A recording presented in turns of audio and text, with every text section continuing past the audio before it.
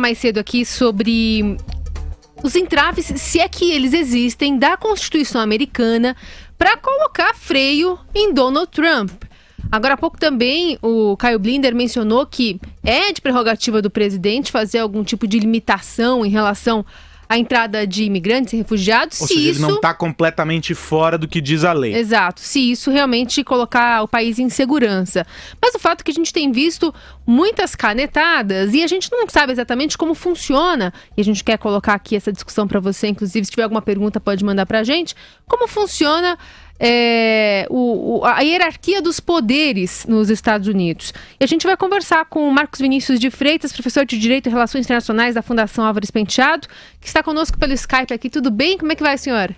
Tudo tranquilo. Então, tá bom. Bom, a gente dá para fazer algum tipo de comparação com o que a gente tem de modus operandi em relação a executivo e judiciário no Brasil com os Estados Unidos? É um pouquinho diferente o sistema, porque a forma como os Estados Unidos foram formados, a sua Constituição é diferente. A Constituição americana ela é extremamente pequena, ela é concisa, são só 7 artigos, 26 emendas, e a ideia toda no seu processo de Constituição, né, quando ela foi elaborada, era criar um sistema de governo que fosse um tanto fraco ao centro e que devolvesse poder aos estados. Por essa razão, a Constituição nos Estados Unidos também é muito aberta em várias questões. Eu estava justamente até relendo a Constituição e procurando justamente o artigo que fala sobre ordens executivas, e não existe uma menção ao assunto, porque a ideia, quando foi feita, é que esse executivo seria um tanto fraco. Agora, por que ele seria fraco? Porque ele teria um governo federal que seria pequeno. Não é a realidade hoje em dia dos Estados Unidos. Hoje em dia o governo federal americano tem mais de 4 milhões de funcionários, ele ficou muito grande e o resultado disso é que o poder do presidente foi aumentando à medida que se passaram para o governo central uma série de responsabilidades. Então, essa é a diferença. Enquanto a nossa Constituição no Brasil tende a ser exaustiva, né, naquilo que ela lista de todas as coisas, a Constituição americana fala pouquíssima coisa com relação ao poder do presidente, só que afirma que ele é o chefe do Poder Executivo. E como chefe do Poder Executivo, ele pode estabelecer uma série de regras para o exercício do governo federal. E essa suspensão da justiça, de uma juíza, sobre essa ordem de Trump para barrar imigrantes em aeroportos, em que momento a justiça pode cercear o presidente, por exemplo, assim? A justiça pode fazer duas coisas. Uma é barrar a implementação da ordem por entendê-la como sendo inconstitucional, ou entendendo que ela tem um efeito negativo para que a ordem executiva seja melhorada com o tempo. Qual é o problema? Não é que o Donald Trump não tem autoridade para fazer isso que ele está fazendo. Existe até a possibilidade disso.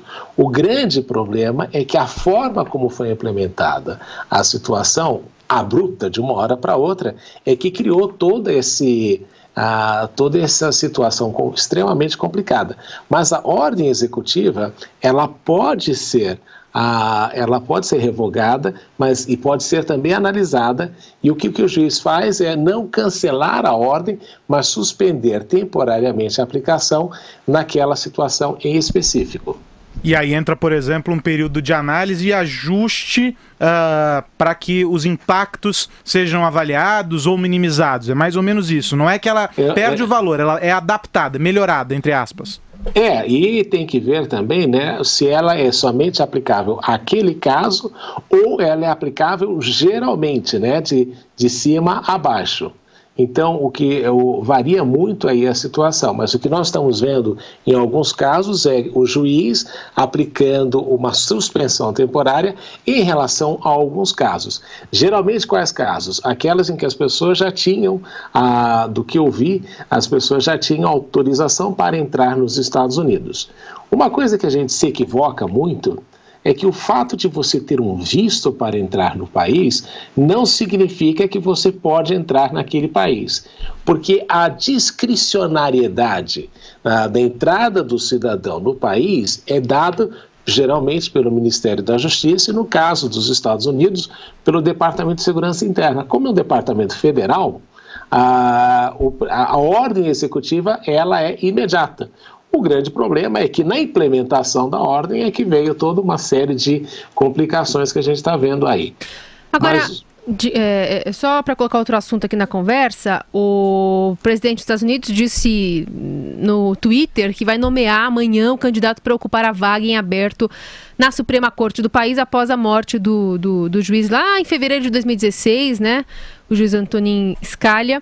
E aí ele diz que a gente tem metade, né, da corte vermelha, metade azul, né, democrata e republicana, mas agora esse indicado tem que passar de novo pelos trâmites, já que o indicado do Obama acabou sendo barrado no Senado. Como é que o senhor vê essa nova indicação que deve colocar um peso diferente na Suprema Corte?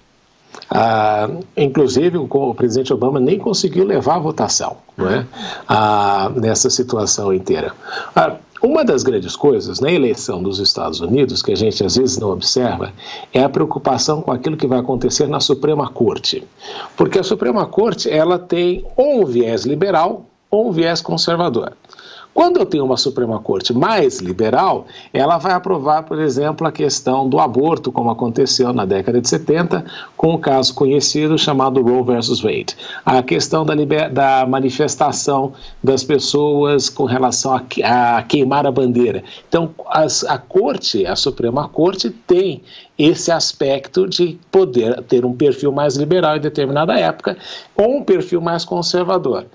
Quando ela tem um perfil mais conservador, ela passa justamente por um questionamento dos valores da sociedade e daquilo que foi acertado num determinado momento. Pode ser que a nova corte não entenda mais como aquele juízo de valor emitido em determinada ocasião como sendo válido. Então, poderia, por exemplo, ser revertida a questão do aborto nos Estados Unidos para uma Corte Suprema mais conservadora.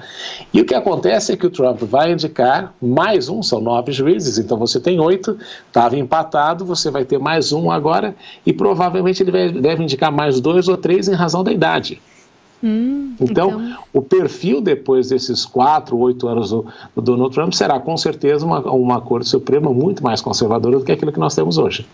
Muito interessante. Olha, conversamos aqui no Radioatividade com Marcos Vinícius de Freitas, professor de Direito e Relações Internacionais da Fundação Álvares Penteado. Na verdade, é um assunto que daria para falar bastante, mas a gente convida ele para participar de um novo programa, uma nova edição aqui, para a gente detalhar mais, já que é um assunto que todo mundo está se falando já, bom, e muito mais desde que assumiu Donald Trump como presidente dos Estados Unidos. Muito obrigada por conversar conosco. Nada, para mim é um prazer, e nesses 100 primeiros dias ele vai dar trabalho, viu? Vai, para os americanos e para os jornalistas. Um abração, professor.